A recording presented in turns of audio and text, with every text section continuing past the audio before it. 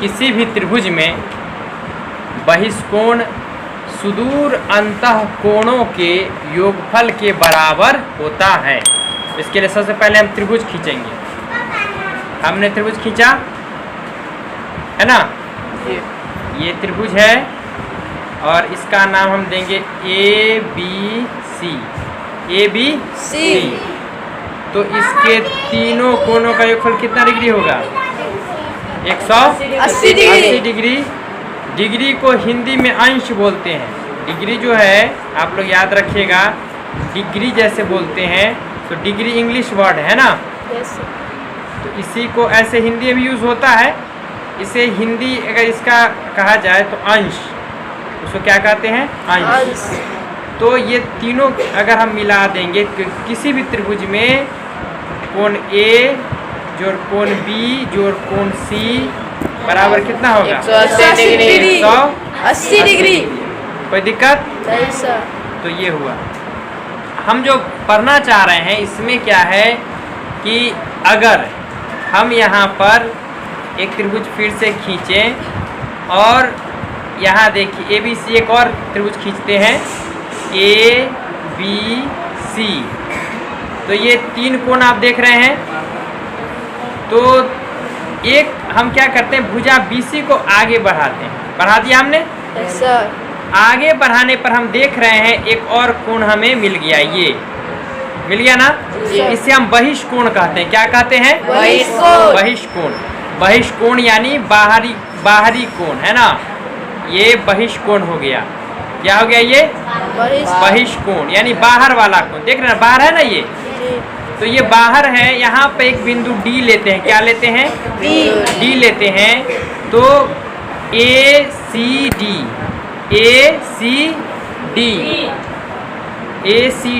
ये जो कोण है ये बहिष्कोण है। कोण ACD को क्या कहेंगे? बहिष्कोण। तो ये बहिष्कोण है। यहाँ पे कोण AC और ये ACD। क्लियर हो गया? Yes sir. तो इस कोण को हम देखते हैं कि ये कौन सा कोण है? बहिष्कोण है। और हमने अभी कहा था आपसे किसी भी त्रिभुज में अगर हम एक भुजा को बढ़ाएं है ना, तो कह सकते हैं किसी भी त्रिभुज की, किसी भी त्रिभुज में या त्रिभुज की एक भुजा को बढ़ाते हैं। किसी भी त्रिभुज की एक भुजा को आगे बढ़ाने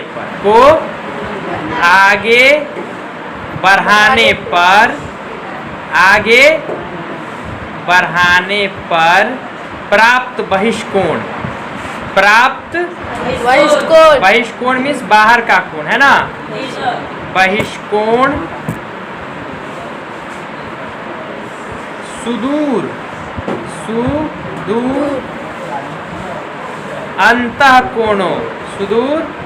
अंतः कोणों के योग के क्या होगा?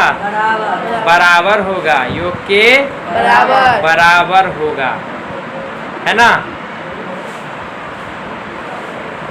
हो गया? स्पष्ट हो गया? तो यहाँ पर हम देखते हैं कोण ACD बराबर क्या होगा? कोण A जोड़ कोण B। तो क्या होगा? कोणों के योग के बराबर होगा। यहाँ के छूट गया है ना। क्या कहेंगे? के बराबर। यहाँ के छूट गया था, ठीक है ना। ये के छूट गया था, के बराबर होगा। इसलिए हम कहेंगे कोण ACD बराबर क्या होगा? कोण A, ये है ना A, या CAB भी कह सकते हैं हम लोग। जी सर। CAB और प्लस क्या कहेंगे? ABC। तो कोण में हम जानते हैं कि ये जो बीच में होता है उसी की हम लोग चर्चा करते हैं। जैसे CAB में कौन है? ये बीच में A है ना, तो ये हुआ। फिर यहाँ ABC में बीच में B है, इसलिए यहाँ पर समझ जाएंगे ये इस कोण की बात हो रही है ना। तो इन दो कोणों का योगफल क्या हुआ? इसके बराबर होगा, है ना। एग्जाम्पल हम देखते हैं। जैसे कि मान लीजिए अगर मैं आपसे प्रश्न करूं कि एक त्रिभुज है और इसमें यहाँ पे इसका हम MNP रखते हैं, MNP, और यहाँ Q रखते हैं। तो कोण अगर MPQ, कोण MPQ Q बराबर अगर हम दे दें आपको 135 डिग्री, कितना देंगे? 135 डिग्री। और उसमें फिर आपसे हम ये कहें कि कोण M बराबर अगर हम कह दें 45 डिग्री है, कितना है? 45 डिग्री। मान लीजिए, तो कोण N क्या होगा? क्या करेंगे आप लोग? यहाँ पे इसका 135 है और ये 45 है, इसको क्या करेंगे? घटा देंगे। हाँ, बिल्कुल सही जवाब। तो क्या करेंगे? तो यहाँ पर कोण N क्या हो जाएगा? कोण N बराबर होगा कोण MPQ माइनस क्या होगा? कोण M, और ये बराबर हो जाएगा 135 डिग्री और माइनस क्या होगा? 45 डिग्री। तो ये कितना हो जाएगा? 90 डिग्री हो जाएगा। समझ गया ना? तो ये चित्र से ऐसे लगता नहीं है कि n बराबर 90 डिग्री है, लेकिन यहाँ पे ऐसे संकेत के लिए त्रिभुज बनाया गया है ना? तो आप लोगों ने अभी सीखा कि किसी भी त्रिभुज की एक भुजा को आगे बढ़ाने पर प्राप्त बहिष्कोण सुदूर अंतः कोणों के योग के बराबर होता है या फिर यहाँ होगा। ठीक है ना? तो यहाँ पे हमने देख लिया, किसी भुजा को बढ़ा देंगे और इस तरह से एक बहिष्कोण प्राप्त हुआ। सुदूर मीन्स क्या? दूर, जो उसके दूर है। और इसे ये लगा हुआ, देखिए ये संलग्न है, यहाँ पर देख रहे हैं ना, ये इससे लगा हुआ है। तो इसकी चर्चा हम नहीं करेंगे, इससे दूर होना चाहिए। इससे दूर है ना, तो ये तो इससे सटा हुआ है ना, तो इससे दूर कौन है? एक ये है और एक ये है। तो ये दोनों कोण जो है इससे क्या है? ये दूर है। तो इन दोनों कोणों का योगफल हो जाएगा 100। ये योगफल क्या होगा? इसके बराबर, 180 नहीं कहेंगे, ये क्या होगा? इन दोनों का योगफल इसके बराबर होगा, बहिष्कोण के बराबर होगा। त्रिभुज के तीनों कोणों का योग कितना होगा? 180 डिग्री। स्पष्ट है? तो कुछ उदाहरण हम लोग और भी देखेंगे अभी। तो कुछ उदाहरण हम लोग देखते हैं अब। तो कुछ एग्जाम्पल हम देखते हैं जिससे स्पष्ट हो जाएगा। ये हमारे पास एक त्रिभुज है और इस भुजा को हमने बढ़ाया है ना। अगर यहाँ पे हम कह दें ये 100 डिग्री, कितना डिग्री है? 100 डिग्री। 100 डिग्री है। और ये अगर 70 डिग्री है, कितना डिग्री है? 70 डिग्री। तो ये कितना होगा? 30 डिग्री। 30 डिग्री। कितना हो जाएगा? 30 डिग्री। क्यों? क्योंकि ये सुदूर, ये बहिष्कोण हो गया। ये क्या हो गया? बहिष्कोण हो गया। और ये दोनों सुदूर अंतः कोण हो गए। तो इन दोनों को जोड़ के कितना होना चाहिए? 100 होना चाहिए ना? हो गया, इसके वो सही हो गया। चल, इसी प्रकार हम एक त्रिभुज खींचते हैं इस तरह से, और यहाँ पे इसको ऐसे बढ़ाते हैं। बढ़ा दिया हमने जी।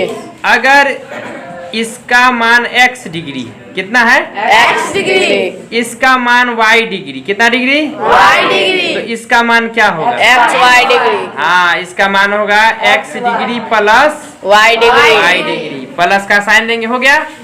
तो इसका इन दोनों को जोड़ देंगे तो ये मिल जाएगा। ठीक है ना? तो आप लोग होशियार हो गए। अब इस तरह से कभी कभी परीक्षा में इस तरह से भी ऑब्जेक्टिव क्वेश्चन ऐसे कहीं कहीं आपको मिलेगा। इस तरह से डिजाइन बन जाता है, ऐसे फिर ऐसे। अच्छा लगता है ना डिजाइन? जी। है ना? तो बहुत सी चीजें हैं जो इंटरेस्टिंग लगेंगी आपको ज्यामिति में। तो ऐसा ही एक है, एक देखिए, एक ये बहिष्कोण बन गया, दूसरा ये बन गया, तीसरा ये बन गया। कितना अच्छा लग रहा है ना? तो अगर आपसे ये पूछे कि ये x डिग्री है, ये y डिग्री है और ये z डिग्री है ना? तो x degree plus y degree plus z degree बराबर क्या होगा? xy z degree. ये तो वह इसका मान कितना होगा? इसको आप लोग इसका आंसर तैयार करके आप लोग सोचेंगे। ये प्रश्न ये होमवर्क के टाइप पे हुआ, और आप इसको करके लाइएगा कि अगर इस तरह से हम आकृति बनाते हैं, त्रिभुज बनाते हैं और बहिष्कोण इस तरह से x y z है, तो इनका योगफल कितना डिग्री होगा, है ना? कमेंट करके आप लोग कमेंट सेक्शन में भी बता सकते हैं। ठीक है? तो आज हमने क्या सीखा कि त्रिभुज के तीनों कोणों का योग कितना होता है? 180 डिग्री। और दूसरा क्या सीखा कि किसी भी त्रिभुज में एक भुजा को बढ़ाएंगे और इस तरह से बढ़ने के कारण एक बहिष्कोण प्राप्त होगा। बहिष्कोण जो होगा वो किसके बराबर होगा? सुदूर अंतः कोणों के योगफल के बराबर होगा। स्पष्ट हो गया? और एक आपको टास्क भी मिल गया, इसको सॉल्व करके आप बताएंगे इसका आंसर क्या होगा। दिक्कत होगी तो मैं फिर बताऊंगा। Thank you.